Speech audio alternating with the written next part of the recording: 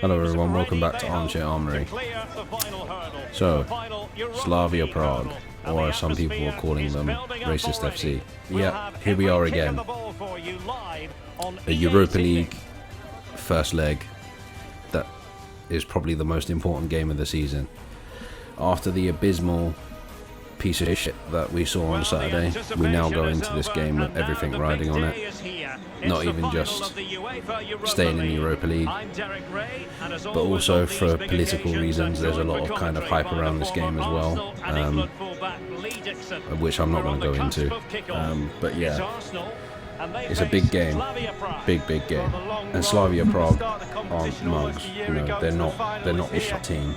They're going to give us a game. If they were able to knock out Leicester and Rangers, then they are perfectly capable of knocking us out of the competition. And by the way that we played on Saturday, who's to say that that isn't going to happen? Yeah, it's just that for the second time, or maybe even third time, we've had to rely on this Europa League. I mean, like I've said before, I say that, but like the league chances of us getting into the European places this season are very slim, especially after Saturday. I mean, if we'd won that, we would have been, I think, 2 points behind Liverpool. And we didn't. We lost it in superior fashion, and now it rides on this. And like I said before, Slavia Prague are no mugs. They will come out. They will probably be confident that they can beat us. Yeah, let me just look at their last game. So I think their last game was against a team called Brno, and they drew 0-0 with them and had someone sent off.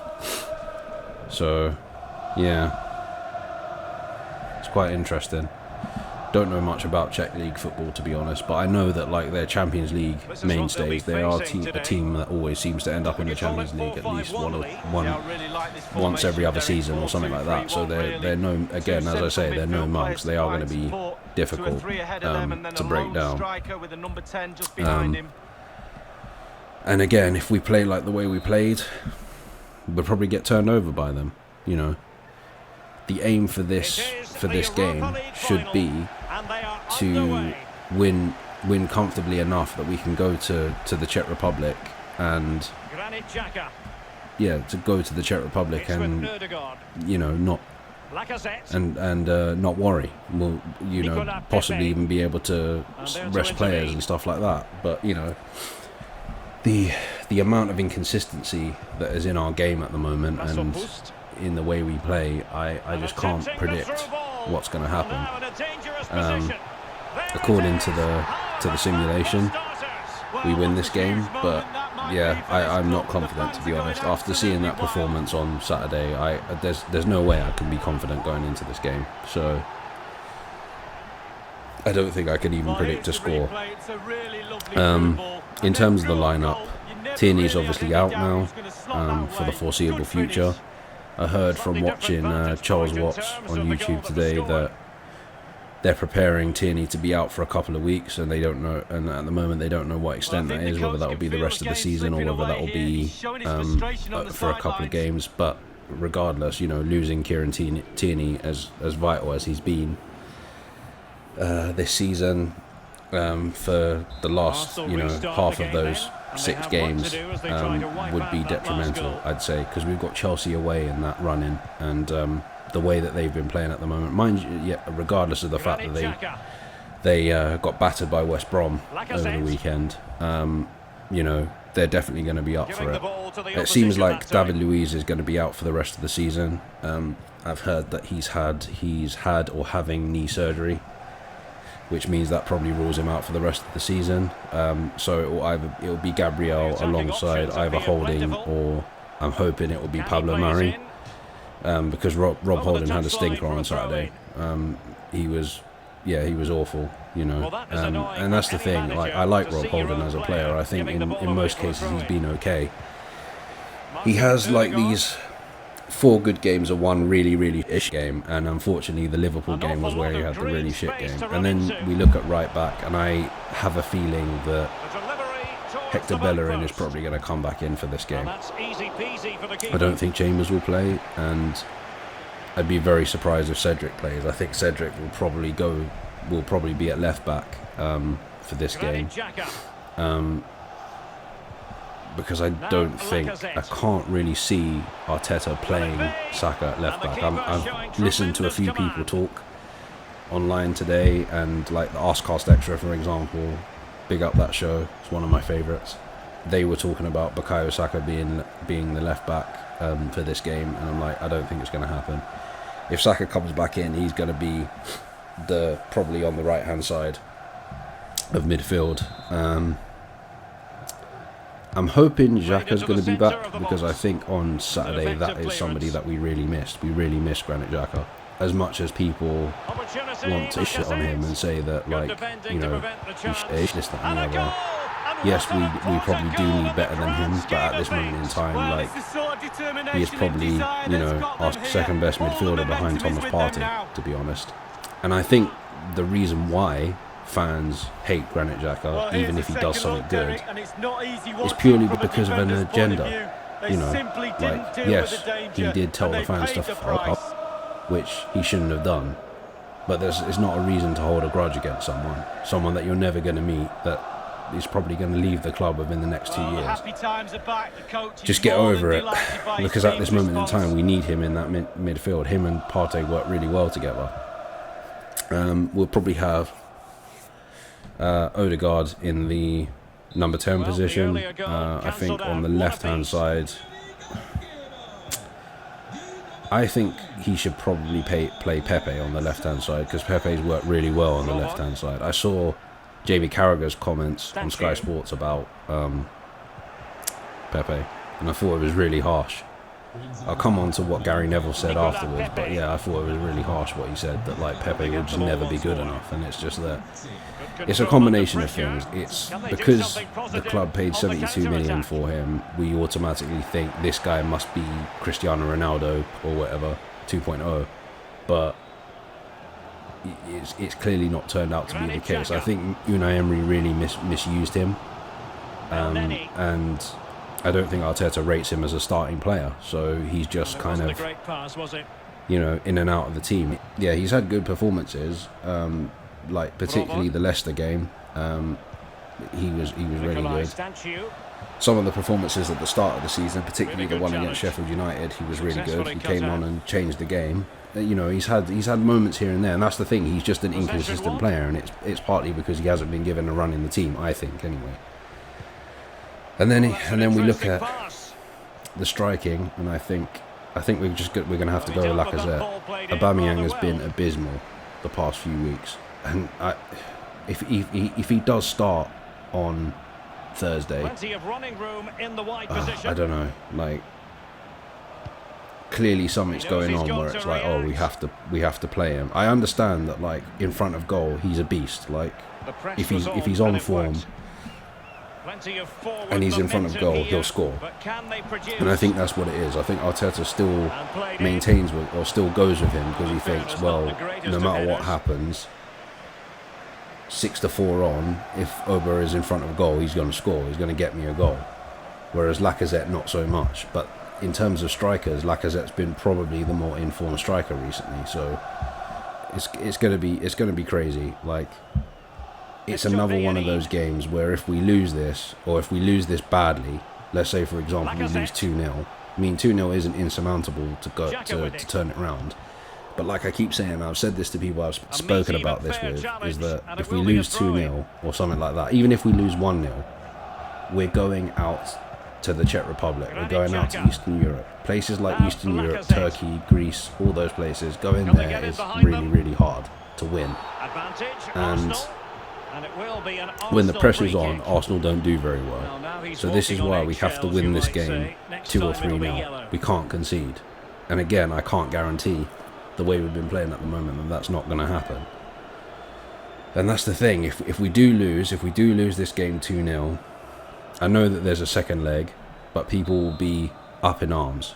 There's already been a lot of frustration, you know, since the going 3-0 down in half an hour against West Ham, and obviously the performance on Saturday. I myself was, as I've said, was pissed off by it, but there will be the shouts of Arteta out again if we lose to Slavia Prague on Thursday. There will be people up in arms saying that we need to change manager, and it'll get louder and louder. And to be honest, like, if we play like we did on Saturday, I wouldn't necessarily blame them.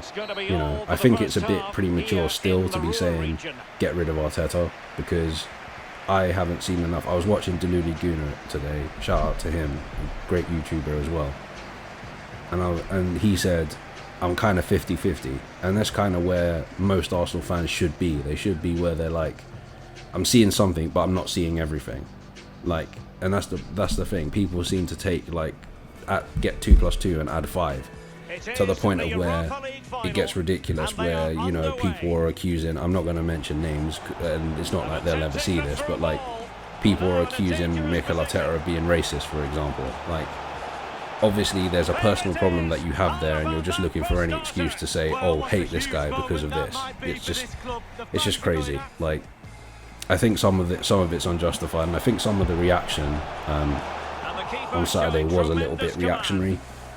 But you can't, as I said in the review, like, you can't defend it. You know, you couldn't defend that performance, but it's not to the point of where, you know, there's all doom and gloom. For me, like I keep saying about Arteta, the jury's still out with him.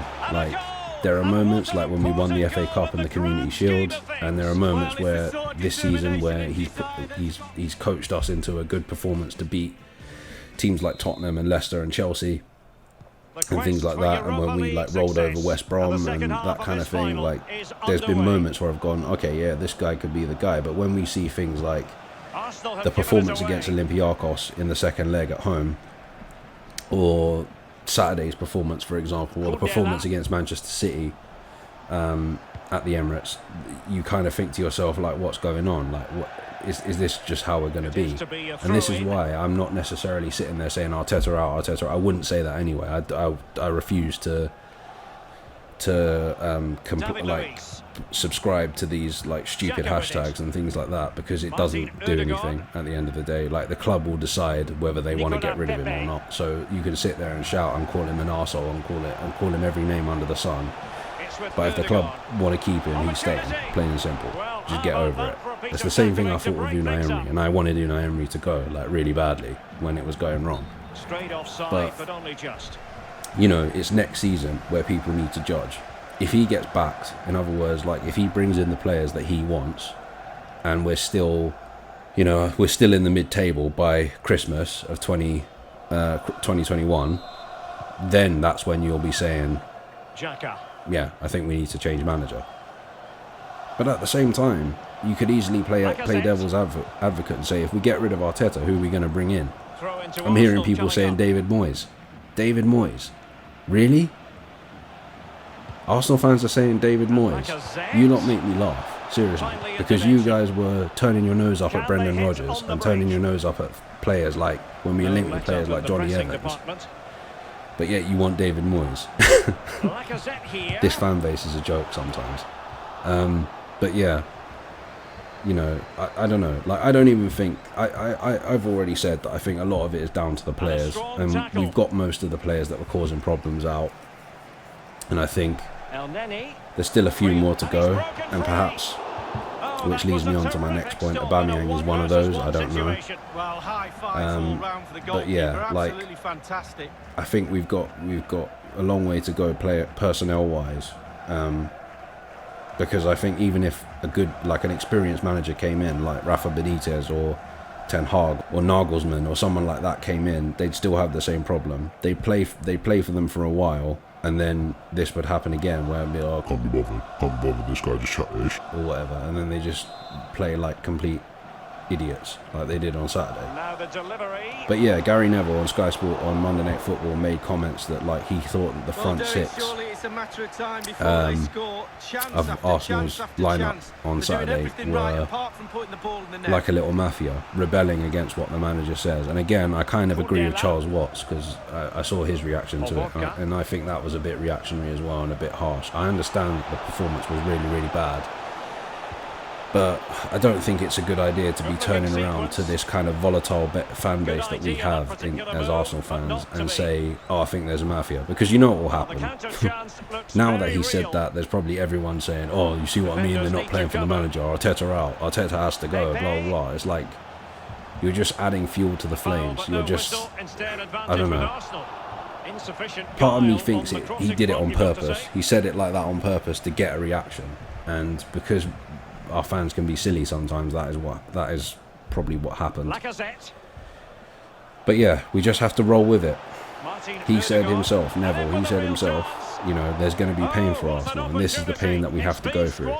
If it means that Arteta has to go in, like, you know, 6 to 8 months' time, then fair enough. But, like, we are going to have to go through this. You know, and if we come out of this with a Europa League at the end, where are the people that are saying that, where are those people now that are shouting? But we got to get there first, obviously. And yeah, it's going to be a difficult game, a very, very difficult game. And like I said at the beginning, it's not only just getting to the getting a foothold into the Europa League semi-final. It's also going to be politically all eyes in the Western world, or all eyes in Britain anyway, are going to be on this because of what happened between them and Rangers in the last round. And I know that again, if we lose this, everyone's going to be saying, "Oh, they can't even defend social justice or whatever." And yeah, it's just going to get out of hand. But anyway, so yeah, I guess that's my thoughts on the upcoming game. I just hope we can go out there and put on a much better performance, because we need to go out there and we need to win that game comfortably. At least 3-0, we need to win that game, or 3-1 would be okay. Well, even that would be difficult. I mean, if we won 3-1, I don't rule out us going to them and them beating us 2-0 to go through. So yeah, we need to win this game comfortably to get the fans a little bit back on side. If we can get to the Europa League final, you know, and Arteta can outdo Unai Emery, maybe people will start to see that maybe we have to move forward with this guy. I don't know. For me, it's always going to be next season is when I'm going to judge him, really. Like, the end of last season and this season has kind of always been a write-off for me. The same way it was in Unai Emery's first season. I said I wasn't going to judge him until the second season. And that is what I did. And when it got really bad, I said, yeah, we're going to have to change manager. And the same thing I'm going to do with Arteta. And he's fired over the corner. Anyway, on that, I will speak to you guys again after the game on Thursday. Crawled out from behind my sofa. So until then, take care, stay safe. This is Deepeye signing out. An effective challenge. Well, with 5 minutes remaining and just one goal between them, still the prospect of late excitement in this match. Well, the pass not finding its target. No space for them here. And a tidy challenge.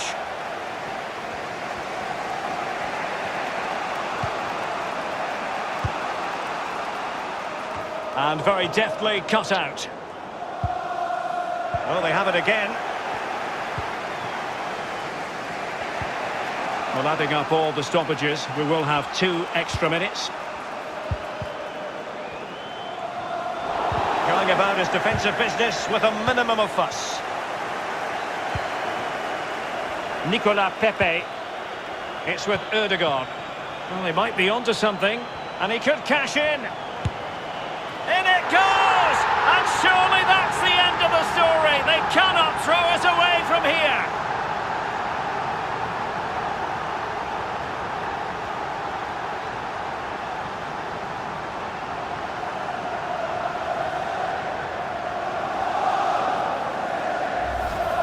Well, here's the replay. Super fast counter-attack football at its best. And the pressure comes as he knew it would, but it's the strength that impresses me. It's a great goal in the end.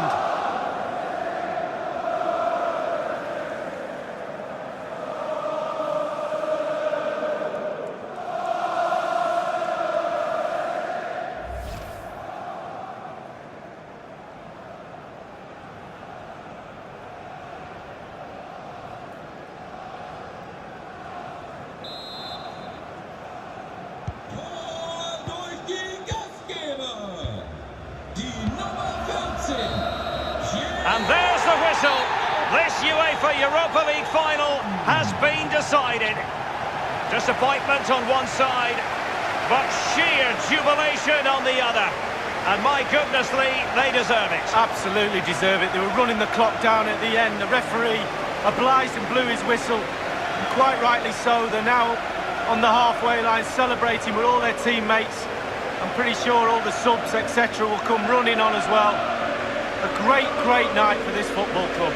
That's a party to last throughout the year, I should think.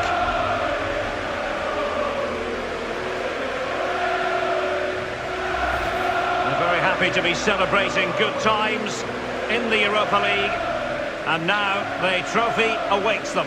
Well, all those months of hard training sessions, pre-season training, you kind of look forward to get yourself through those sessions, and they'll be looking forward at moments like this. They've finally got their hands on this fantastic, magnificent trophy. This is what they've wanted. Now it's in their possession.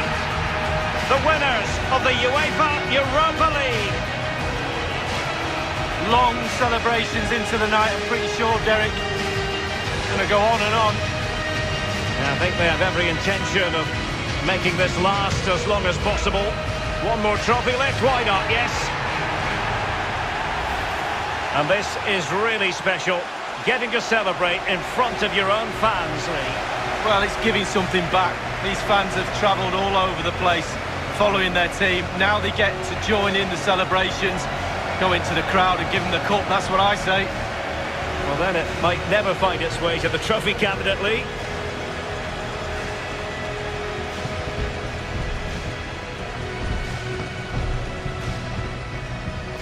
Well, they've shared it, Derek, with the fans, but it's time to celebrate with your teammates. No better feeling in the world. Absolutely, Lee. You are looking at the UEFA Europa League winners.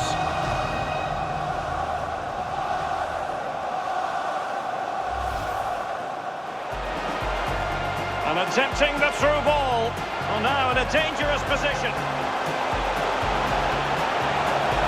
There it is. How about that for starters? Well, what a huge moment that might be for this club. The fans are going absolutely...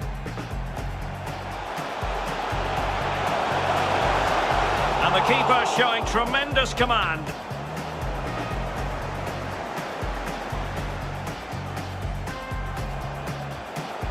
Opportunity, Lacazette. Good defending to prevent the chance. And a goal! And what an important goal in the grand scheme of things. Well, it's the sort of determination and desire that's got...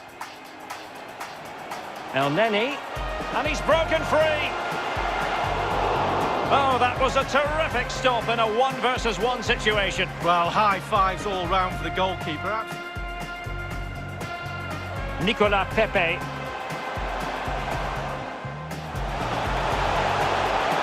And with that, they take the lead. Well, just look at the celebrations, Derek. The fans are starting to believe it's theirs. It's with Ødegaard. Well, they might be onto something, and he could cash in.